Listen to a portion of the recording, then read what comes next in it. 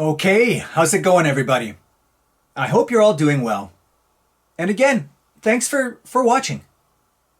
Okay, so in this episode, I want to say a little quick something about the great Russian writer Dostoevsky and his amazing novel, The Possessed, published in 1871, I think. Okay, now I would say that The Possessed is one of his four masterworks, two of which I've already talked about, namely Notes from the Underground and Crime and Punishment, and the final one, which is coming up, hopefully, The Brothers Karamazov. Okay, so what I want to do today is just go right to the theme that I think lies at the heart of the novel, something that Dostoevsky himself was extremely concerned with, namely the nature of ideology and its dangers.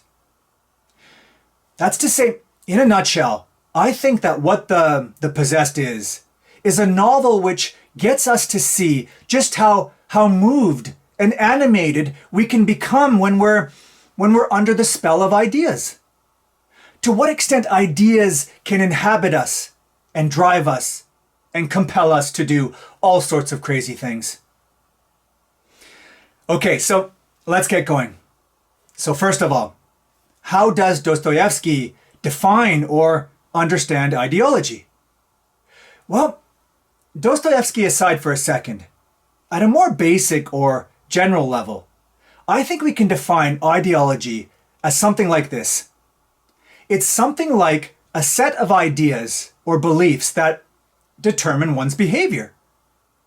And defined like this, I think you could argue that ideologies are, in a very important way, necessary for us.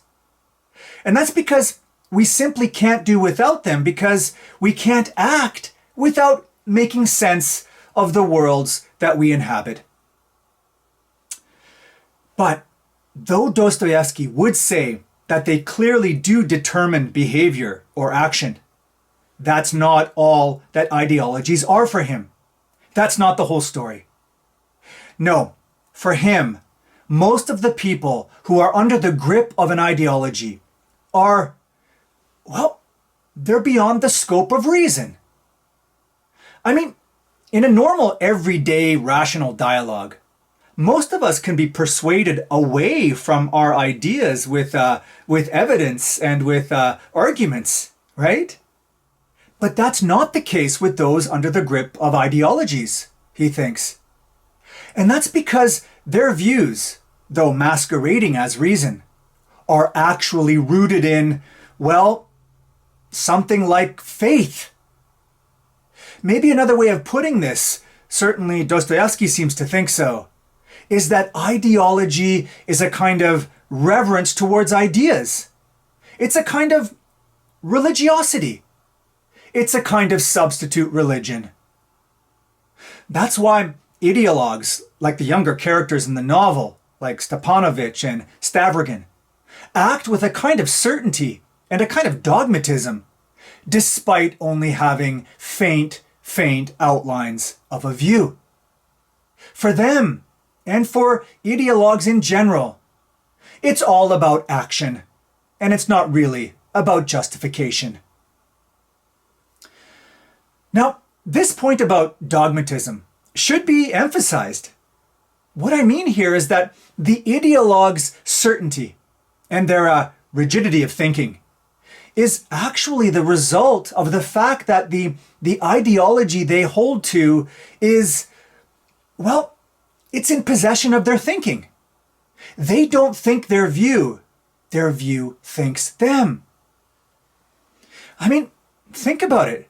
One pretty obvious characteristic of someone holding to an ideology is this, that you can pretty much predict what they're going to say on any issue, right? Given any set of circumstances, an ideologue will provide a so-called correct response. And so, what does this tell you? Well, it tells you that it's really the ideology, the program that's being run, rather than the individual that's doing the thinking here. In this sense, ideological thought is really something like the opposite of humility and genuine searching.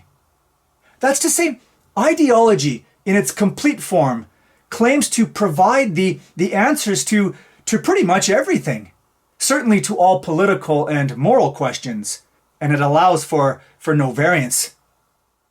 This is why it's nearly impossible to argue with a true ideologue. It's because any new or conflicting information is either going to be rejected by them, or it's going to be reinterpreted or refitted within their ideological schema. Anyway, for Dostoevsky, what ideology is, at the end of the day, is, well, it's a kind of virus or parasite. It's an intellectual infection. Actually, I'm using the title translation, The Possessed, but it's also been translated as demons or as the devils. And this is important because what Dostoevsky meant by demons or devils were not the characters in the novel, but the ideas which infected them and through which they, the characters, became merely their carriers. I mean, this is why the most naive and the most innocent people can end up destroying in the name of some greater cause, because their minds have been hijacked. Anyway, we know he had this identification of ideas as demons and parasites because of the epigraph to the novel that he uses. It's a passage from Luke known as the miracle of the Gadarene swine. It's of course where Jesus exorcises the demons from out of a man and into a herd of swine, where the swine then rush down a steep bank into a lake and drown themselves. Again, this is how Dostoevsky understands ideologies. They're demons that possess their hosts. The unfortunate thing about demons, though, is that they just can't drown, and they just won't die. They may stay dormant for a while, but just know that they'll be back to find other hosts. Hosts who will involuntarily suffer the spiritual malady and the intellectual contamination that is ideological thinking, where in their striving for the absolute and in their urge towards simplification, they will eventually, like the biblical herd of swine, rush off the cliff towards annihilation, taking the rest of us along with them. Bye for now.